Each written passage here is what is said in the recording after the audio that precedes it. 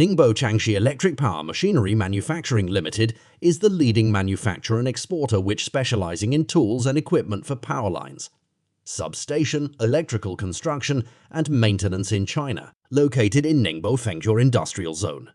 Covers an area of 100,000 square meters. Total building area is 48,000 square meters.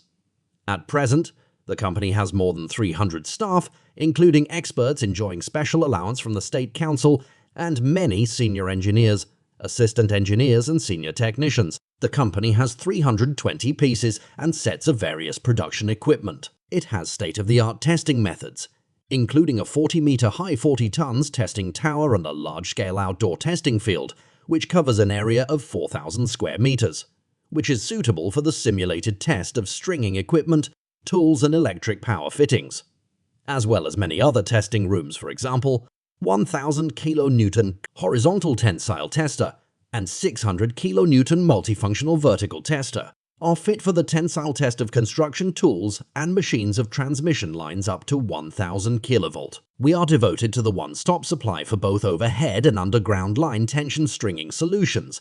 We are willing to develop and share success with you.